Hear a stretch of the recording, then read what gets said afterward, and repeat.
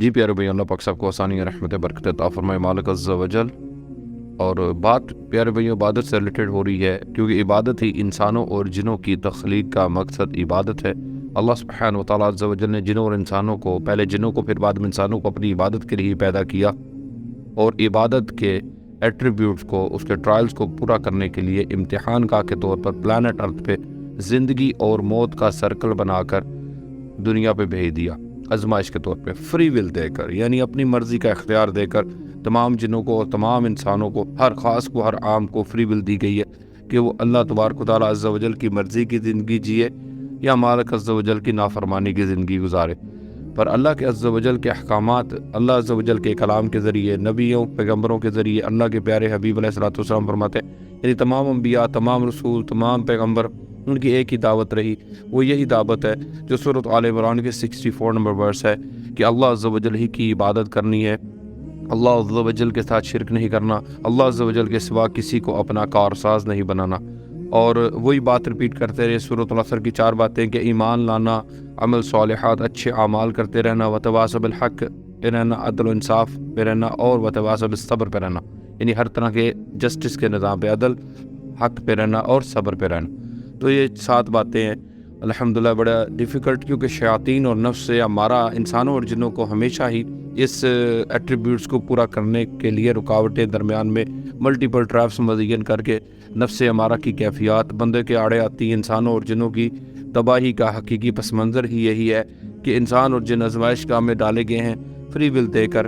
تاکہ مالک عز و جل کے آگے فری ول سرنڈر کرنی ہے۔ تو اعوذ باللہ من الشیطان الرجیم، بسم اللہ الرحمن الرحیم۔ اس میں سب سے پہلے جو ضروری چیزیں وہ نوٹ کرنے والی ہے کہ ہم نے مالک عز و جل کی پناہ لینی ہے۔ وَقُلْ رَبِّ أَعُوذُ بِكَ مِنْ حَمَزَاتِ الشَّيَاطِينِ وَأَعُوذُ بِكَ رَبِّ أَنْ يَحْضُرُونِ۔ تمام شیطانوں سے مالک عز و جل کی پناہ لینی ہے۔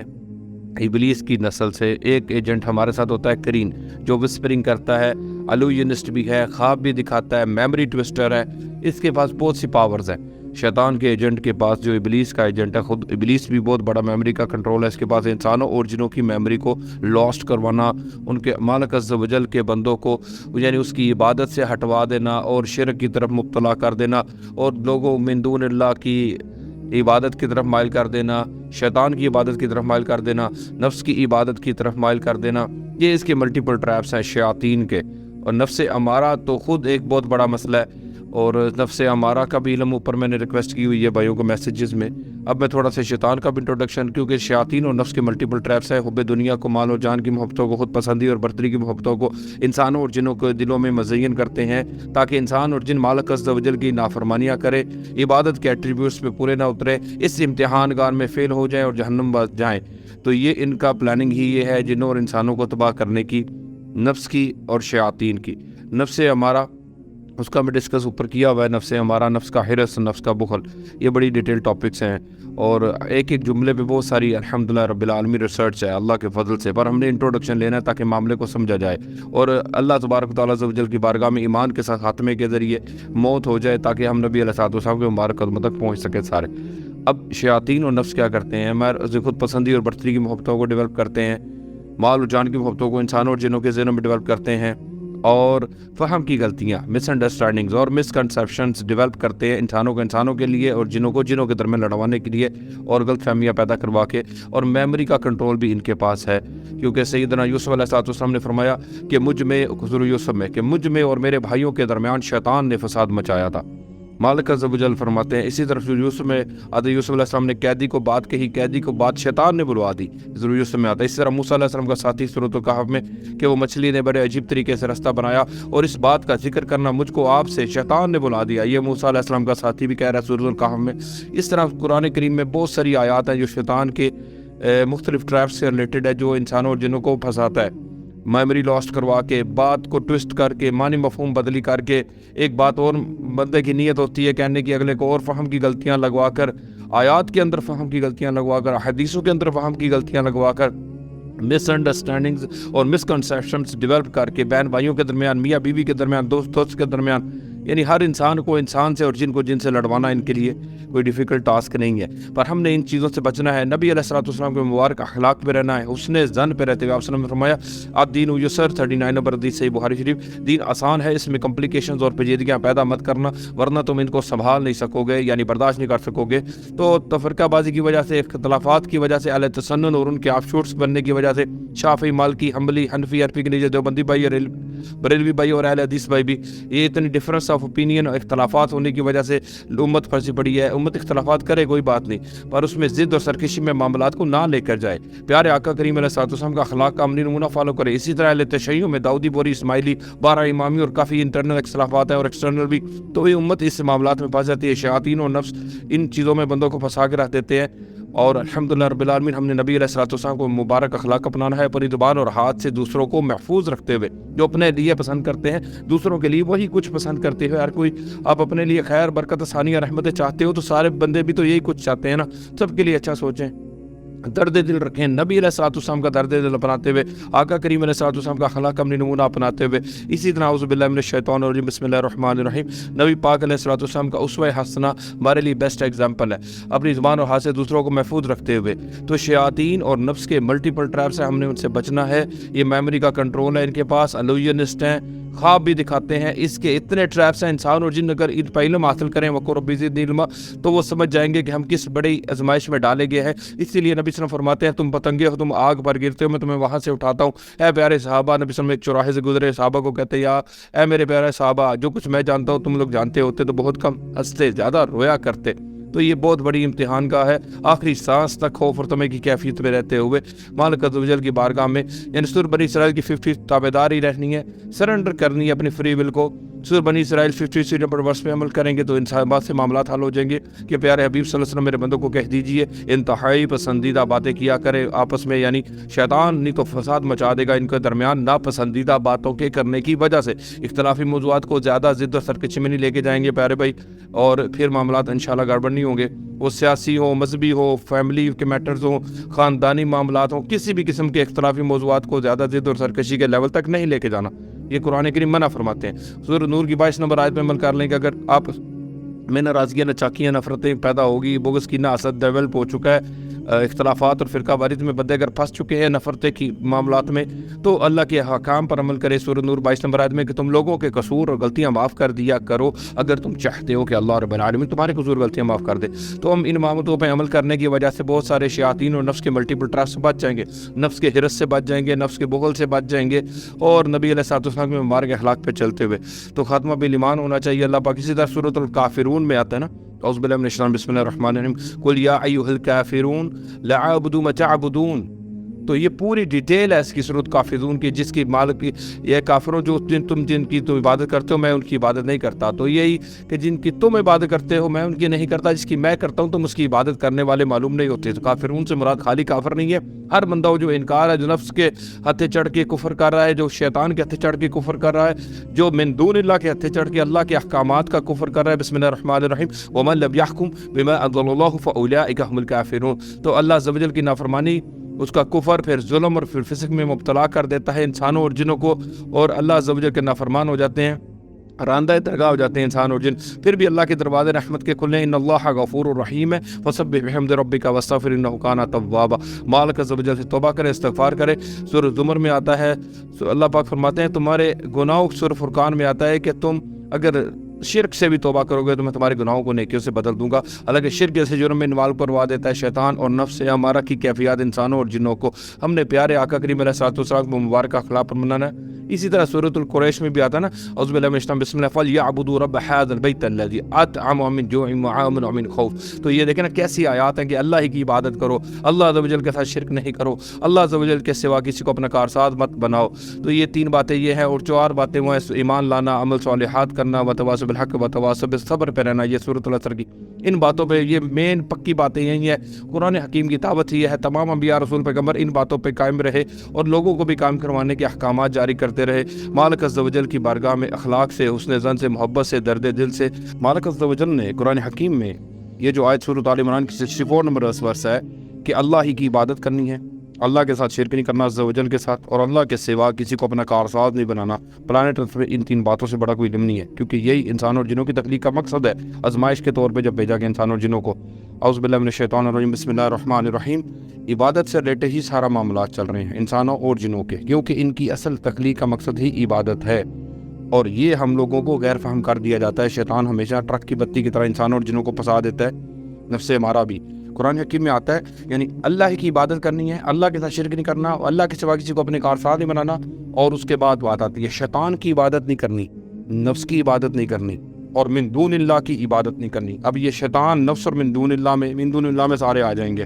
نیک بات سارے، کسی کی بھی عبادت نہیں کرنی، یعنی آس امید توکل بھروسہ یقین کسی سے وابستہ نہیں رکھنا، دعا پکار نظر منت قسم کسی سے نہیں جوڑنی مالک عز و جل کے سوا۔ یہ حسبنا اللہ و نعم الوکیل، کارساز سمجھنا اللہ کے سوا کسی کو، غیب میں پکارنا، ایاک نعبد و ایاک نستعین، یہ سارے معاملات شرک میں آتے ہیں سر۔ اللہ اٹھا کے پناہ پھینکتا ہے دوزخ میں ساروں کو، مشرکوں کو۔ اسی لیے سورۃ فرقان کی 30 نمبر آیت ہے، قرآن حکیم میں نبی صلی اللہ علیہ وسلم فرماتے ہیں قیامت کے دن شکایت کریں گے میری سمت نے قرآن کو چھوڑ رکھا تھا۔ اس لیے قبر کے چوتھے سوال میں پوچھا جائے گا کہ تمہیں جواب کس طرح آئے؟ وہ کہے گا مجھے اللہ کا کلام پڑھا تھا۔ نبی صلی اللہ علیہ وسلم نے فرمایا قرآن تمہارے حق میں تمہارے خلاف حجت ہوگا قیامت والے دن۔ نبی صلی اللہ علیہ وسلم نے کہ آخری گروہ جو جہنم سے نکالا جا رہا ہوگا اس کی طرف جائیں گے آپ صلی اللہ علیہ وسلم، تو نکالنے کے لیے تو مالک علیہ السلام فرمائیں گے جو جہنم کے دروگا کہ آپ کا ابھی کوئی ایسا بندہ نہیں ہے سوائے اس کے جس کو قرآن نے روک رکھا ہے۔ تو قرآن ہی ہر انسان ہر جن پر حجت ہے، اللہ کا کلام، مالک عز و جل کے احکام۔ تو بسم اللہ سورۃ الحود آیت نمبر 17، سورۃ احقاف آیت نمبر 12، بسم اللہ الرحمن الرحیم، من قبل کتاب موسیٰ اماما و رحمہ۔ تو مالک عز و جل کا کلام سب سے زیادہ، اور من دون اللہ کی عبادت نہیں کرنی۔ شیطان کی کیا؟ سورۃ یاسین میں آتا ہے بسم اللہ الرحمن الرحیم، الم احد علیکم یا بنی آدم اللہ تعبدوا الشیطان انہ لکم عدو مبین وان اعبدونی ھذا صراط مستقیم، کہ بنی آدم میں نے تمہیں کہہ دیا تھا کہ شیطان کی عبادت نہیں کرنی۔ سورۃ یاسین میں یہ آیت ہے، اللہ ہی کی شیطان کی عبادت نہیں کرنی، وہ تمہارا کھلم کھلا دشمن ہے، اللہ ہی کی عبادت کرنی ہے۔ وان اعبدونی ھذا صراط مستقیم، یہی تو صراط مستقیم ہے جو آپ سورۃ فاتحہ میں مانگتے ہو، صراط مستقیم۔ عبادت ہی تو صراط مستقیم ہے، عبادت ہی تو پرپز آف کریشن آف جن انسان ہے۔ یہ پوائنٹ سمجھنا سارے بھائیوں نے، ٹھیک ہے؟ اگر اللہ چاہے گا تو یہ بھی بڑی مالک عز و جل کرم نوازی، اس کے فضل اس کی رحمت سے بندوں کو سمجھ آئے گی بات، جب اللہ چاہے گا جس کو چاہے گا ماشاءاللہ۔ اور نفس کی عبادت نہیں کرنی، سورۃ الفرقان میں نفس کی آیت ہے، اس میں 60 نمبر ورس ہے، سورۃ جاسیہ کی 23 نمبر ورس ہے کہ کیا آپ صلی اللہ علیہ وسلم نے اس شخص کو دیکھا ہے، اللہ پاک فرماتے ہیں جس نے اپنی نفس کی خواہشات کو اپنا معبود بنا لیا ہے، کیا آپ اس کے ذمہ دار ہو سکتے ہیں باوجود علم کے ہم نے اس کو گمراہ کر دیا ہے؟ بڑے معاملات سنگین ہیں، نفس کی تابعداری اس کی عبادت ہے، اور شیطان کی عبادت نہیں کرنی، اور من دون اللہ کی عبادت بھی نہیں کرنی۔ سورۃ زخرف میں آتا ہے کہ اللہ کی یاد سے، اس کے ذکر سے، اس کی عبادت سے روگردانی کرے گا تو ہم شیطان کو اس کے پیچھے لگا دیا کرتے ہیں، سورۃ زخرف میں ہے۔ تو پیارے بھائیوں، یہ قرآن حکیم کا علم حاصل کرنا سارے بھائیوں نے، اللہ سبحانہ و تعالیٰ عز و جل کا ڈر، اس کی محبت سب سے زیادہ دلوں پہ غالب رہے گی، تبھی معاملات سمجھو گے۔ اور سورۃ آل عمران کی وہی 64 نمبر ورس ہے کہ اللہ ہی کی عبادت کرنی ہے، اللہ کے ساتھ شرک نہیں کرنا، اللہ کے سوا کسی کو اپنا کارساز نہیں بنانا۔ عبادت کا علم حاصل کریں پیارے بھائی سارے، اس سے بات باہر نکلے گی، اگلی بات بعد میں دیکھیں گے، کیونکہ انسانوں اور جنوں کو تخلیق کرنے کا مقصد عبادت ہے، اور عبادت کی ڈیفینیشن کیا ہے یہ میں بھائیوں کو بھیجتا ہوں، اس کی ایگزیکٹ تاریخ بھی، اس کے پورے ایٹریبیوٹس، ایبسولوٹ اوبیڈینسی عبادت ہے، مکمل تابعداری ہر طرح کی، ہر لحاظ سے، ہمہ وقت ہمہ تن۔ یعنی ایک بندہ سرونٹ ہوتا ہے 8 گھنٹے کا، ایک 12 گھنٹے کا، پر جو اللہ کا سرونٹ ہے، جو اللہ کی عبادت کرے گا، وہ 24 گھنٹے کا ملازم ہے، غلام ہے، ملازم نہیں ہے بلکہ غلام ہے، تو اسی کو عبادت کہتے ہیں۔ اللہ کے آگے سرنڈر کہہ دیجئے، نبی صلی اللہ علیہ وسلم کو اللہ پاک فرماتے ہیں میری نماز، میری قربانی، میرا جینا، میرا مرنا للہ رب العالمین ہے۔ تو یہ عبادت ہے سر، اس کی میں آپ کو تعریف سینڈ کرتا ہوں ڈیٹیل، ابھی واٹس ایپ 2-3 وائس نوٹ بھیجتا ہوں بھائی کو، آپ سن لیں، اللہ تعالیٰ ساروں کو بنا کرے پیارے بھائیوں کا۔ ورحمۃ اللہ وبرکاتہ۔ الحمدللہ رب العالمین علی کل حال، یا حی یا قیوم برحمتک استغیث، اللہم صلی وسلم وبارک علی نبینا محمد وعلی آل محمد وازواج محمد واصحاب محمد و امت محمد اجمعین الی یوم الدین۔ پیارے بھائی، اللہ پاک سب کو ثانی رحمت برکت عطا فرمائے انشاءاللہ عز و جل۔ میرا اپنا پیارے بھائیوں ٹاپک تو وہی ہے، کم ٹو کامن ٹرمز کا، اور کامن ٹرمز کے اوپر وہ 3 باتیں ہیں، سورۃ آل عمران کی 64 نمبر ورس پہ، اس پہ بندوں سے بات ہوگی آج کے بعد، بڑی ہوگی سیکنڈری حیثیت کی گفتگو، جس کے اوپر اختلاف ہی اختلاف ہے۔ پہلے قرآن کریم پہ آئیں سر، اللہ ہی کی عبادت کرنی ہے، اللہ کے ساتھ شرک نہیں کرنا، اللہ کے سوا کسی کو اپنا کارساز نہیں بنانا، یہ 3 باتیں ہیں جس پہ عمل ہوگا۔ سب سے امپورٹنٹ بات یہ ہے، ٹھیک ہے نا سر؟ سب سے پہلے بندے سے پوچھا جائے گا کہ تم اللہ کو کیا مانتے ہو، اپنا مالک خالق مانتے ہو کہ نہیں مانتے، الہ رب معبود مانتے ہو کہ نہیں مانتے؟ ہاں، پھر آگے پوچھا جائے گا کہ عبادت کا مقصد کیا ہے، تمہیں پیدا کیوں کیا گیا پیارے بھائی، انسان کو اور جن کو؟ ہاں، عبادت کی تعریف کرو ذرا، وہ تمہیں سکھاتے ہیں، خود بھی سیکھتے ہیں، اس کے ایٹریبیوٹس کیا ہیں، کیا کیا چیز عبادت میں ہے، پھر عبادت میں شرک نہیں کرنا اس کے بارے میں گفتگو ہوگی۔ تو یہ چیزیں سر واضح ہوں گی۔ ان باتوں سے کوئی کائنات کا چرندہ پرندہ درندہ انسان جن بات ہی نہیں سکے گا ان ساری باتوں سے باہر۔ کائنات کا سب سے بڑا علم یہی ہے، 3 باتیں، اللہ ہی کی عبادت کرنی ہے، اللہ کے ساتھ شرک نہیں کرنا، اللہ کے سوا کسی کو اپنا کارساز نہیں بنانا،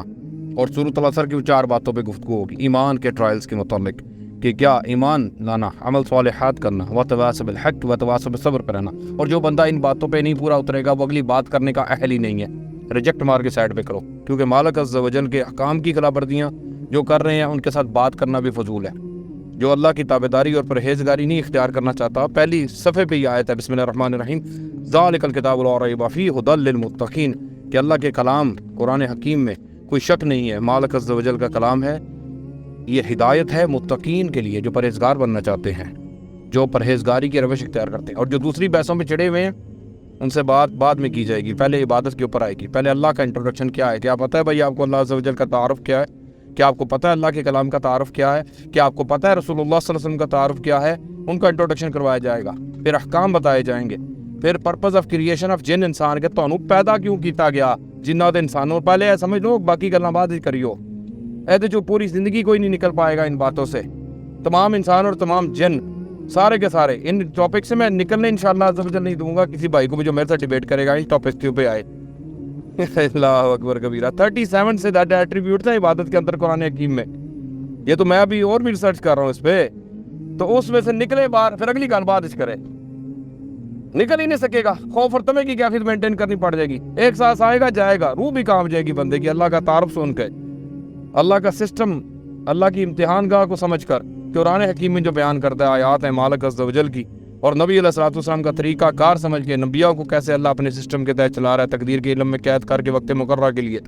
یہ ٹاپک حجت میں سارے کے اوپر رکھوں گا انشاءاللہ عز و جل۔ سارے بھائی یہی ٹاپک ہوئے گا آج کے بعد، ڈیبیٹ کا موضوع یہی ہے، اس سے باہر کو نکلے پھر ٹاپک ہون کے کون کی کر رہا سی، قرآن حکیم ہی تو منع کر دیا گیا، سورۃ بقرہ کی 132 34 نمبر آیت میں، جو تم سے پہلے لوگ چلے گئے ان کے اعمال کے بارے میں تمہارے سے سوال نہیں ہوگا کہ انہوں نے اچھے سوال عمل کیے یا برے عمل کیے، جنتی تھے یا دوزخی تھے، ان کے اعمال میں سوال نہیں کیا جائے گا کہ انہوں نے کیسے اعمال کیے تھے۔ جب قرآن روک رہا ہے تو پھر ہم بحث کیوں کرتے ہیں پیارے بھائی؟ کیا ہم نے دوزخ کٹنی ہے؟ پہلے بات ہوگی اللہ کا تعارف، پھر بات ہوگی قرآن حکیم اللہ کا کلام، پھر بات ہوگی رسول کریم صلی اللہ علیہ وسلم اور تمام انبیاء کی دعوت، وہ کیا دعوت تھی اس پہ بات ہوگی، وہ کیا تھی، عبادت اللہ ہی کی کرنی ہے۔ اب عبادت کے اوپر بات ہوگی سر، عبادت کے اندر سے کوئی پلانٹ ارتھ کا بندہ نکل نہیں پائے گا۔ اللہ اکبر کبیرہ۔ ایمان کے ساتھ اللہ تبارک و تعالی عز و جل کو اپنا خالق و مالک، الہ اور رب مانتے ہوئے اس کی خوشنودی اور رضامندی کے لیے اس کی محبت اور اس کے ڈر سے اس کی اطاعت و فرما برداری کرنی، اچھے اعمال کرنے، حق اور صبر پر رہتے ہوئے ہر وقت ہر معاملے میں عبادت کہلاتا ہے۔ السلام علیکم ورحمۃ اللہ وبرکاتہ، الحمدللہ رب العالمین، علی کل حال یا حی یا قیوم برحمتک نستغیث، اللہم صلی وسلم وبارک علی نبینا محمد وعلی آل محمد وازواج محمد واصحاب محمد وامت محمد اجمعین الی یوم الدین۔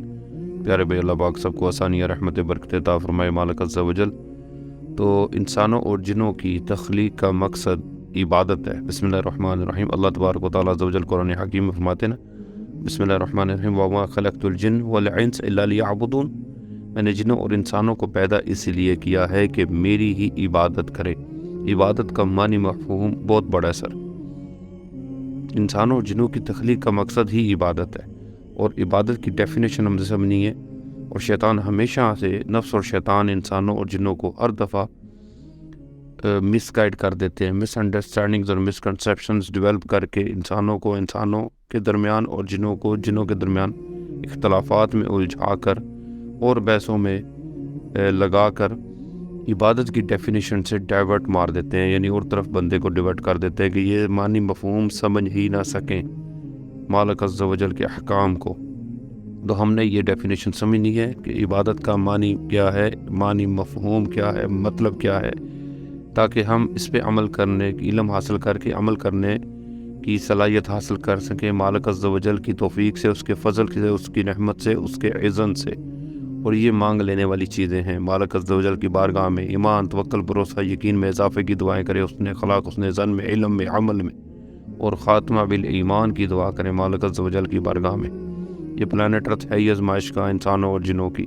تو ہم نے عبادت کا معنی مفہوم سمجھنا ہے کہ پرپز آف کریشن آف جن اینڈ انسان کیا ہے، پھر purpose of creation of life and death کیا ہے، جنوں اور انسانوں کی تخلیق کا مقصد، اور جنوں انسانوں کی زندگی اور موت کو تخلیق کرنے کا مقصد ایک اور ٹاپک ہے سر۔ پر فی الحال ہم عبادت کا مفہوم سمجھیں گے بھائی آپس میں کہ عبادت کا مطلب کیا ہے۔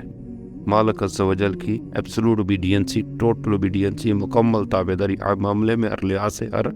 وقت۔ عبادت اس کی ڈیفینیشن ماشاءاللہ بہت بڑی ہے، اور ایک نبی قرآن حکیم سٹارٹ ایاک نعبد اعوذ باللہ من الشیطان بسم اللہ الرحمن الرحیم ایاک نعبد و ایاک نستعین۔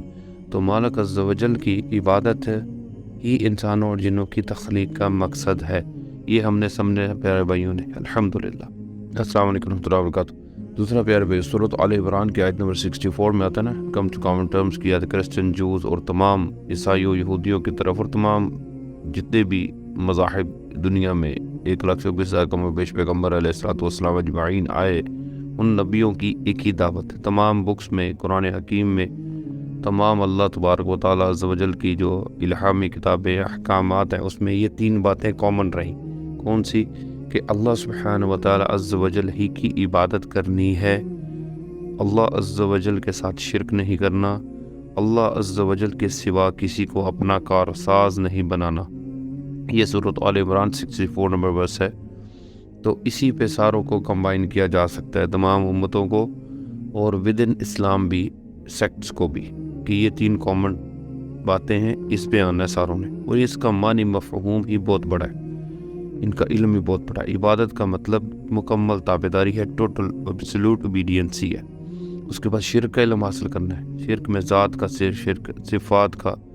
جزوی، کلی، خفی، جلی، شرک ان ورشپ یعنی عبادت میں شرک، یعنی سورۃ الکہف کی آخری آیت ہے، سورۃ ہود کی سٹارٹنگ میں بھی، کہ اللہ کی عبادت کو شرک سے خالص کر کے کرنا ہے۔ تو یہ معاملات بڑے سینسٹیو ہے سر۔ وَقُلْ رَبِّ زِدْنِی عِلْمًا، ہم نے علم حاصل کرنا ہے سارے بھائیوں نے ان باتوں کا، تاکہ علم حاصل کریں گے تو عمل کرنے کی اللہ میں توفیق بھی عطا فرمائے، ساتھ اپنے فضل اپنی رحمت سے، تاکہ ہمارے ساروں کا خوف اور طمع کی کیفیت میں رہتے ہوئے آقا کریم ایمان کے ساتھ خاتمہ ہو، اور آقا کریم علیہ الصلوۃ والسلام کے مبارک قدموں تک پہنچ سکے، تمام انسان اور تمام جن اللہ سبحانہ و تعالیٰ عز و جل کی جنتوں میں۔ تو یہ چیزیں ہم نے علم حاصل کرنا ہے۔ ہمیشہ شیطان اسی بات پہ آ کے بندوں کو گمراہ کر دیتا ہے، ڈائیورٹ کر دیتا ہے، معنی مفہوم سمجھنے ہی نہیں دیتا عبادت کا،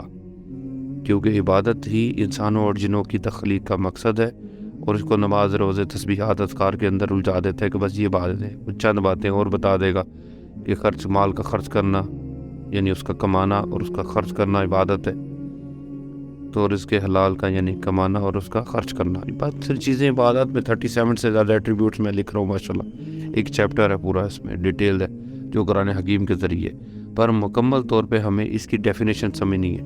اس کی تعریف کیا ہے، معنی مفہوم کیا ہے، سمجھنا کیسے ان معاملے کو، ادروائز ہم آگے بڑھ ہی نہیں سکیں گے علم حاصل کرنے کے بعد عمل میں۔ تو عمل سے زندگی بنتی ہے، جنت بھی جہنم بھی۔ تو عمل کرنے کے لیے پہلے علم ہونا ضروری ہے۔ وَقُلْ رَبِّ زِدْنِی عِلْمًا، اللہ پاک سب کو آسانیہ، رحمت، برکت عطا فرمائے۔ اعوذ باللہ من الشیطان الرجیم، بسم اللہ الرحمن الرحیم۔ تو تمام امتوں میں تمام انبیاء یہی میسیج ریپیٹ کرتے رہے، ساروں کو بتاتے رہے۔ قرآن حکیم کا ٹاپک ہی ہے 3 باتوں کے گرد، ان 3 باتوں سے باہر کوئی علم نہیں ہے سر، باقی سارے علوم اس کے انڈر آئیں گی، کیونکہ یہ ہدایت، نصیحت، احکام ہے مالک عز و جل کے، کیونکہ ہم پلانٹ ارتھ میں آزمائش کے طور پر ڈالے گئے ہیں، اس میں وقت مقررہ کے لیے زندگی اور موت کا سرکل بنا کے تقدیر کے علم میں قید ہے ہر چیز۔ مالک عز و جل نے ٹائم باؤنڈ کر کے وقت مقررہ کے لیے تمام انسانوں جنوں کو بھیجا ہے آزمائش کے طور پر، فری ول دے کر، یعنی اپنی مرضی کا اختیار دے کر تمام انسانوں اور جنوں کو. تو جب تک یہ میٹر سمجھیں گے نہیں، purpose of creation of life and death نہیں سمجھ آئے گی کہ زندگی اور موت کے تخلیق کرنے کا کیا مقصد ہے، جنوں اور انسانوں کو تخلیق کرنے کا کیا مقصد ہے، تب تک ہم اپنے اعمال کی اصلاح نہیں کر سکتے. سر مالک عز و جل کی طرف جانے کا راستہ قرآن حکیم ہے اور پیارے آقا کریم علیہ الصلوۃ والسلام کی